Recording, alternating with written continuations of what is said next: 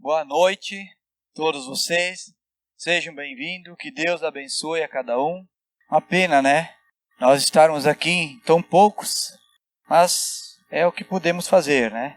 E que bom que as pessoas podem ouvir depois em casa, podem pelo menos ouvir a mensagem e vão ter algo para se alimentar também. Alguns de vocês estavam aqui o mês passado e alguns ouviram o áudio, eu creio, né? Que eu falei sobre avivamento, como despertar um avivamento em nossos dias.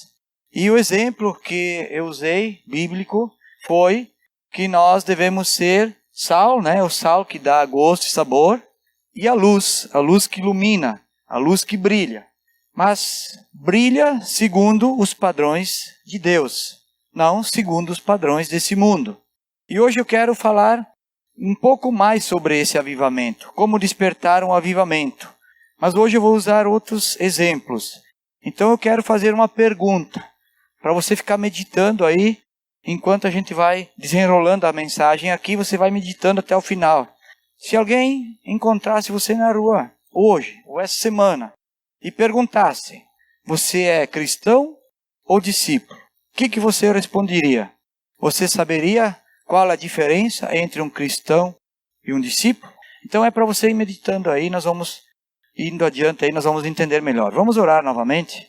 Senhor, queremos te louvar, Pai, te agradecer, porque o Senhor é grandioso, o Senhor é altíssimo, tem todo o poder, toda a glória, como nós cantamos agora, Pai.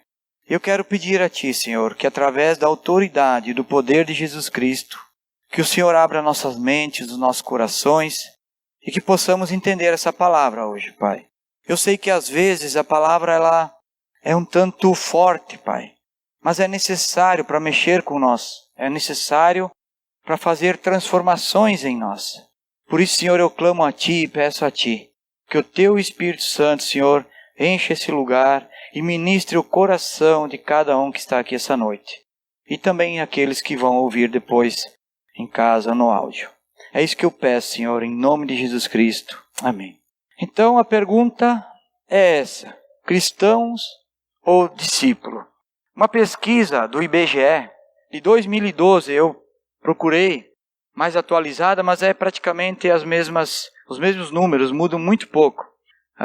Dizem que há 86,8% das pessoas no Brasil que se dizem cristãos. Claro que aqui estão reunidos os católicos, os protestantes, os luteranos, os evangélicos, todos. 86,8%, praticamente 87% das pessoas se dizem cristãs. Aí eu quero fazer um comentário meu, pessoal. Tantos cristãos, não deveria ter menos violências, menos assalto, menos corrupção, menos prostituição, menos divórcio, menos pessoas viciadas em alcoolismo e drogas. Se esta estatística fosse verdade em nosso país, teria famílias mais bem estruturadas, cidadãos honestos e com boa educação. E uma minoria tentaria levar vantagem em tudo, até mesmo sobre a lei. Parece forte isso, né? É lógico, porque a realidade é que nós não temos todas essas pessoas cristãs. Elas podem até se dizer que são cristãs, mas na verdade elas não vivem uma vida como deveria ser uma vida cristã. Por isso que a estatística não condiz com os resultados que estamos vivendo em nosso país e creio que em muitos países, não só no nosso, né? Mas então por que essa estatística não condiz com a nossa realidade? Deixa eu explicar para vocês aqui, fazer uma ilustração aqui, ó. Vamos pegar o Clube Esportivo de Bento Gonçalves, tá? Quantos torcedores vocês acham que tem um clube esportivo? Uma cidade de 130 mil habitantes.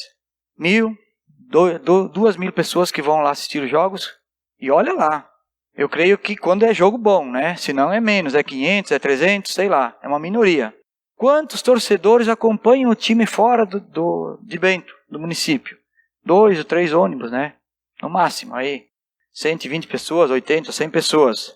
Agora, se por acaso o esportivo estivesse chegando numa final de um Brasileirão, ou numa Copa do Brasil, disputando um campeonato importante com um time grande, que viesse aí Corinthians, Palmeiras, sei lá, Flamengo, né? Qualquer time de longe, principalmente, né? iria aparecer torcedores de todos os lugares. Todos. Todo mundo ia lá querer ver. Nossa, é a final, ó, é a primeira vez. Imagina, né? Vamos lá. Então vamos aproveitar o momento do clube. Vamos assistir o espetáculo. Então o que eu tenho como ilustração para vocês é que assim são muitos que se dizem cristãos hoje. Eles só querem os benefícios. Eles só querem aproveitar o melhor momento. Eles não estão preocupados como é que está a própria vida cristã deles ou das outras pessoas. Então essa estatística ela não condiz com a nossa realidade. No entanto, não era nada diferente ou quase nada diferente da época de Jesus. Na época de Jesus, Jesus começou o seu ministério, principalmente ali no Sermão do Monte, em Mateus ali, né? Começa no final do capítulo 4 e vai até todo o capítulo 7, ali os 5, 6 e 7 você pode ler em casa depois. Jesus começou a ensinar o povo a fazer milagres, a falar das coisas que eles queriam ouvir. E assim continuou, e Jesus fez muitas coisas, e o povo estava entusiasmado, e cada vez mais aumentava. Era uma multidão atrás de Jesus, né? Conforme diz lá em Mateus capítulo 7. Abre ali agora Mateus capítulo 7. Então é capítulo 7, o versículo 28 e 29. Ali o povo estava maravilhado com o que Jesus estava fazendo.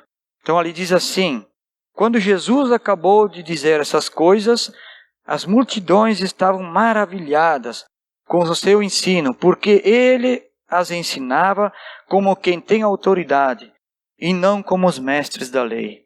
Então Jesus ensinava com autoridade, Jesus estava fazendo muitas coisas e o povo, a multidão, aqui diz, né, a multidão estava maravilhada. Que joia, né? É como os torcedores do esportivo, né, na final, né? Então Jesus desceu do monte e a multidão o seguia. E ele continuou a fazer milagres e curou os enfermos. E o povo queria mais, queria saciar a sua fome. O povo queria ouvir as palavras de paz, de amor e de esperança. E isso está no capítulo 8 de Mateus. Do 1 em diante ali, eu vou ler alguns versículos aí para vocês. O 8, do 1 ao 3. Quando ele desceu do monte, grande multidão o seguiram. Um leproso aproximou-se e adorou de joelhos e disse: Senhor, se quiseres, pode-me purificar-me. Jesus estendeu a mão, tocou nele e disse: Quero, seja purificado. Imediatamente ele foi purificado da lepra. E o versículo do 5 ao 7. Entrando Jesus em Cafarnaum, dirigiu-se a ele um centurião e pediu-lhe ajuda. E disse: Senhor, meu servo está em casa paralítico, em terrível sofrimento. Jesus lhes disse: Eu irei curá-lo. Jesus não questionou, Jesus disse: Eu vou lá e vou curá-lo, né? E o versículo do 14 ao 16. Entrando Jesus na casa de Pedro, viu a sogra deste de cama, com febre. Tomando-a pela mão, a febre a deixou, e ela se levantou e começou a servi-lo. Ao anoitecer, foram trazidos a ele muitos endemoniados, e ele expulsou os espíritos com uma palavra e curou todos os doentes. Então o povo estava entusiasmado, o povo estava maravilhado. Jesus fazia muitos milagres, Jesus falava a verdade, Jesus ensinava. Era tudo o que o povo precisava. Por quê? Porque o povo estava sofrendo na mão dos fariseus. É como hoje. O povo estava sofrendo por causa da lei dos fariseus. E talvez naquela época, eu não sei se existia como hoje, mas hoje nós temos um problema mais grave ainda, que hoje nós temos fake news, né? Nós temos a mentira. A gente não sabe mais qual é o caminho correto. Já temos dúvidas quando a gente sai de casa, se vamos para o trabalho, se vamos ter uma surpresa ou não, se um colega de trabalho, se uma pessoa que a gente conhecia há tanto tempo, ainda eu posso confiar nela, porque eu posso me surpreender, né? Então nós estamos vivendo tempos difíceis, tanto quanto aqueles tempos, né?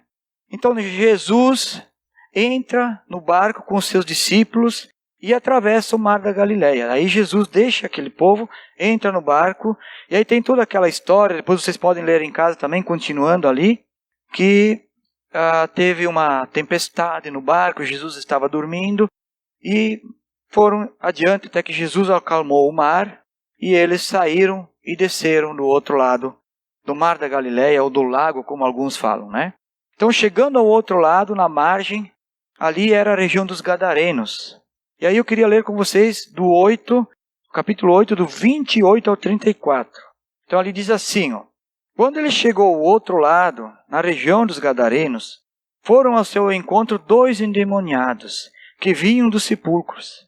Eles eram tão violentos que ninguém podia passar perto daquele caminho.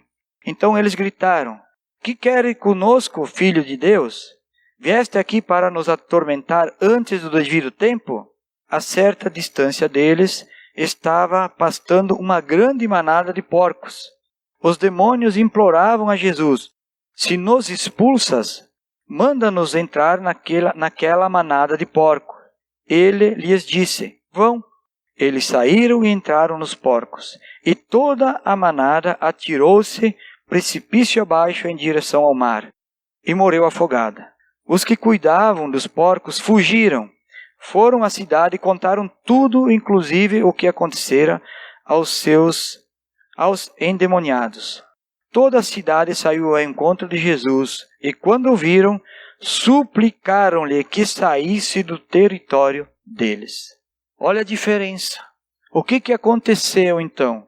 Que Jesus, há pouco instante, até o final da tarde, início da noite, ele estava em um lado do Mar da Galileia, fazendo milagres, curando, falando as coisas, expulsando demônios inclusive, e a multidão o seguia, a multidão clamava o nome dele. Mas ele atravessou o mar e foi para o outro lado. Logo no dia seguinte, eu creio, porque foi à noite que eles atravessaram o lago, e aí já deu problema. Aí deu problema. Aquele povo pediu para que Jesus fosse embora. Sai daqui.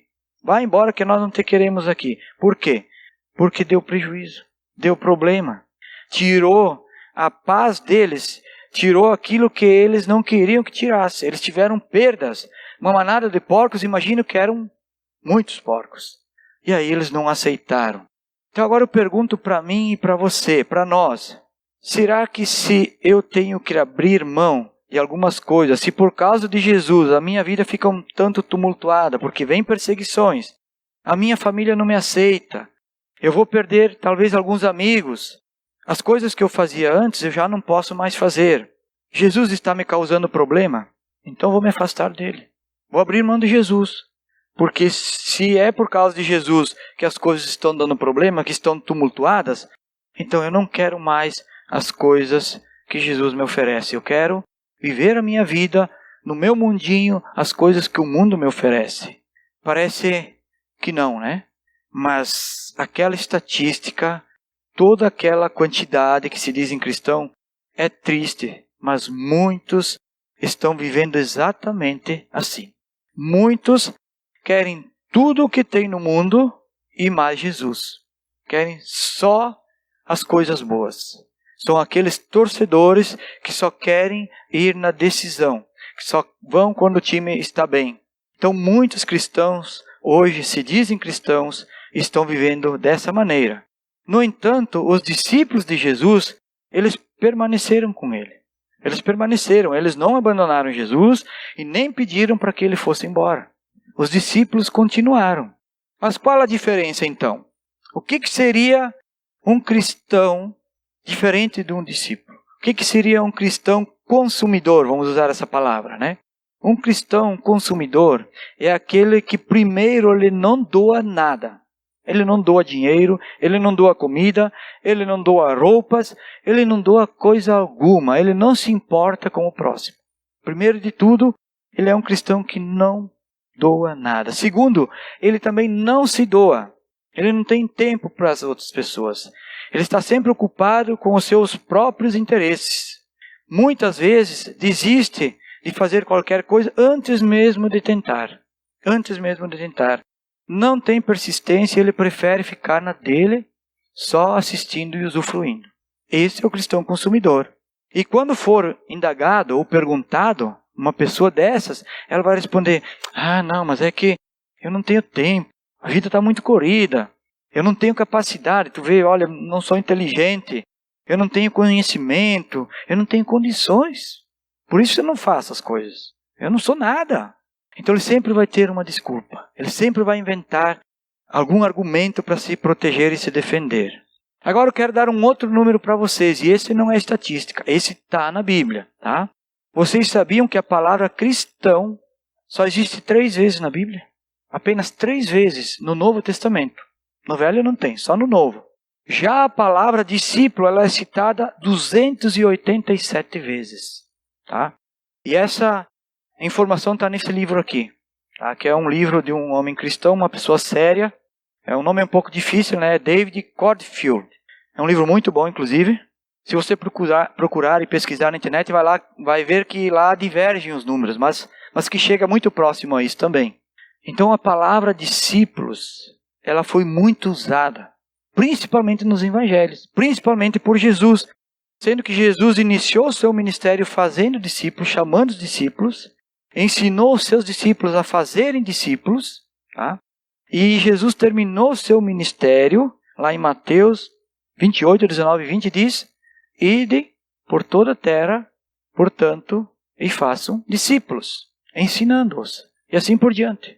Então, Jesus ensinou e explicou como fazer discípulos. Então funciona mais ou menos assim, ó. Um pedreiro vai formar outro pedreiro, né? Você já viu um pedreiro formar um médico? Não, né? É difícil, né? Um marceneiro vai formar outro marceneiro. Um jardineiro vai ensinar outro jardineiro. E assim por diante. E um discípulo vai fazer outro discípulo, né?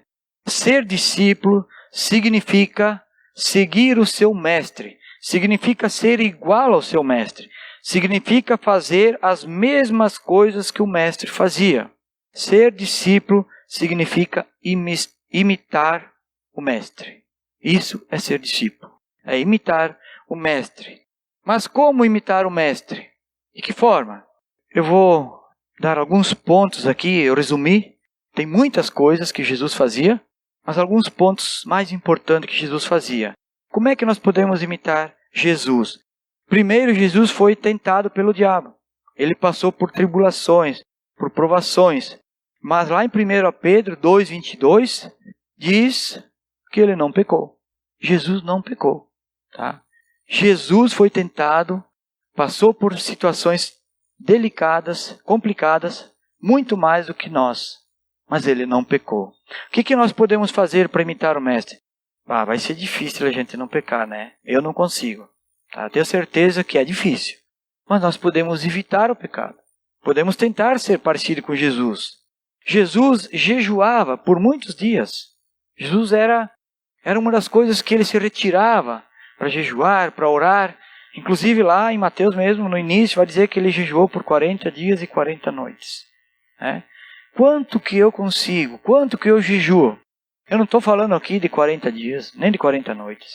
Eu estou falando de talvez uma vez por mês, uma vez por semana. Não sei quanto que eu jejuo. Quanto que eu tiro tempo, porque jejuar não é só eu não comer. Não vou comer nada, vou ficar em jejum para agradar a Deus. Se você não comer e não tiver um tempo com Deus, não entregar o seu coração a Ele, você só vai passar fome, mais nada. Tá? Então não faça isso. Faça um jejum, mas aproveite esse tempo com Deus. Tá? Jesus orava, retirava-se para orar. Tem vários textos que falam nos Montes das Oliveiras, né? Jesus orava a 3ª, a 4ª vigília. Você sabe como é que funcionam as vigílias? As vigílias são 3 horas. Tá? Começa às 6 da tarde, primeira vigília, das 6 às 9. Segunda vigília, das 9 à meia-noite. Terceira vigília, da meia-noite às 3. E quarta vigília, das 3 às 6 da manhã. Experimenta levantar na última vigília, às 3 horas da manhã, e fica orando, tendo tempo com Deus até às 6 da manhã. Faça um teste. Aí você vai ter que ter um balde de água do lado para se lavar seguido o rosto, para ficar acordado, um ventilador ligado e mais alguma coisa. No começo vai ser bem difícil. Então, quanto tempo nós tiramos de oração? Quanto é a nossa vigília de oração com Jesus? Terceiro, Jesus se alimentava da palavra. Bom, como é que eu me alimento da palavra? Lendo a Bíblia, estudando a palavra de Deus. Jesus se alimentava da palavra. Então, preciso tirar um tempo para isso também. Quarto, Jesus só prestava culto ao Pai. Jesus só prestava culto ao Pai, ao Deus eterno. Ele não prestava culto a mais nada e a mais ninguém. Quantos ídolos eu tenho na minha vida? O que é prestar culto para começo de história? É colocar alguma coisa na frente de Deus. Um ídolo é cultuado. Um ídolo, ele só é um ídolo quando ele se torna mais importante do que Deus na minha vida. Senão, ele não é um ídolo para mim. Então, se eu tiver qualquer coisa na minha vida que está acima de Deus, que está à frente de Deus, se tornou um ídolo para mim. Tá? Não importa o que for. Não importa o que for. Se é o meu programa de televisão, se é os bens materiais, se é alguma pessoa da família, não sei. Se é uma pessoa famosa, não importa. Qualquer coisa que eu colocar na frente de Deus vai se tornar um ídolo. E aí eu vou estar prestando culto a um ídolo e não a Deus. Então eu tenho que só prestar culto a Deus.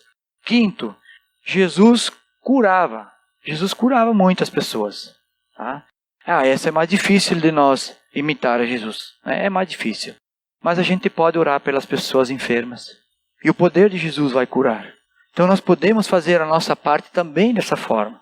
Às vezes, dentro do próprio hospital, um vizinho dentro da sua casa, dentro da casa dele, você pode orar em qualquer lugar para uma pessoa que está enferma, para uma pessoa que precisa de uma cura.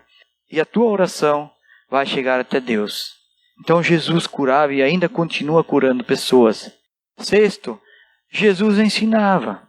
Quanto que eu ensino para as outras pessoas? O que eu ensino, melhor dizendo. Eu posso ensinar coisas simples no dia a dia, sem falar nada. Simplesmente pelas minhas atitudes. Eu posso ensinar. Eu posso ensinar meus filhos, posso ensinar meus amigos, eu posso ensinar meus familiares. Alguma coisa eu posso ensinar. Então também eu posso imitar o Mestre ensinando. Sétimo, Jesus ajudava os necessitados. Gente, se tem uma época que tem pessoas necessitadas e passando dificuldade, é agora. Eu acho que em nossa história, na minha história, é a primeira pandemia que eu enfrento, que nós estamos passando, e muita gente precisa de ajuda. Então eu posso ajudar o necessitado. Eu posso fazer uma doação, uma caridade para uma pessoa que teve um problema, que tem que pagar um hospital, que tem que pagar alguma coisa, uma pessoa que precisa de remédio, uma pessoa que está passando necessidade de alimento. Então nós podemos imitar o nosso Mestre ajudando as pessoas. E para finalizar, Jesus servia as pessoas. Quanto eu sirvo? Eu sou um servo de Jesus? Eu posso servir. E servir, para mim servir qualquer pessoa, basta eu estar disponível e disposto. Para a gente servir uma pessoa, não precisa nem de dinheiro, de nada muitas vezes. Só precisa de eu me colocar à disposição. Uma pessoa precisa de uma companhia para passar uma tarde porque ela está sozinha, porque é uma pessoa de idade, uma senhora, eu só posso fazer o quê? Ir lá e ficar junto com ela. Mais nada. Mas já é importante, já estou servindo. Eu posso ajudar alguém a fazer uma mudança? Posso. Tem muitas formas de servir. Aqui, dentro e lá fora, aonde a gente estiver, tem como servir ao próximo. Então o Mestre nos ensinou todas essas coisas e muitas outras que eu não vou elencar aqui para nós não ir muito além. Mas todas essas coisas nós podemos imitar o nosso Mestre. Então ser um discípulo significa seguir esses exemplos do Mestre. De que forma? Com as minhas próprias atitudes. Com as minhas próprias atitudes, né? E para isso eu preciso abrir mão então dos meus desejos, abrir mão da minha vaidade, abrir mão do meu eu, do meu orgulho, do eu primeiro. Isso é difícil, né? Eu abrir mão do eu primeiro é complicado. Eu preciso abrir mão da minha preguiça e do meu conforto, muitas vezes. Muitas vezes, de noite, tarde da noite, alguém precisa de uma ajuda, tempo ruim lá fora, frio, daqui a pouco já começa o inverno, né? Será que eu vou? Será que eu vou ajudar?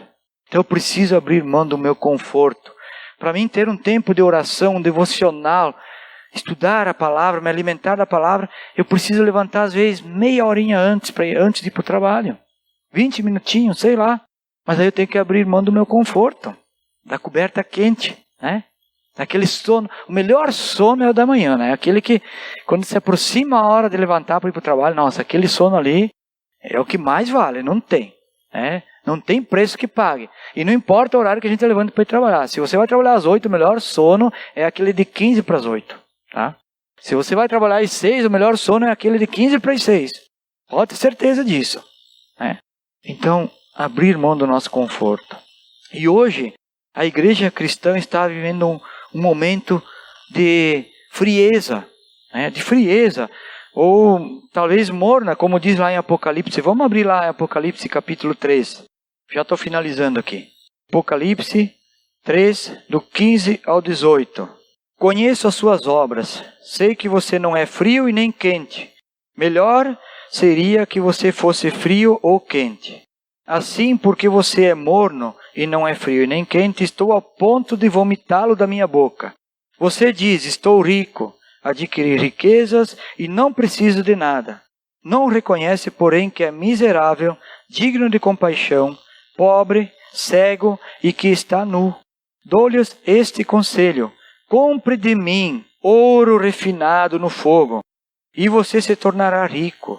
Compre roupas brancas e vista-se para cobrir a sua vergonhosa nudez.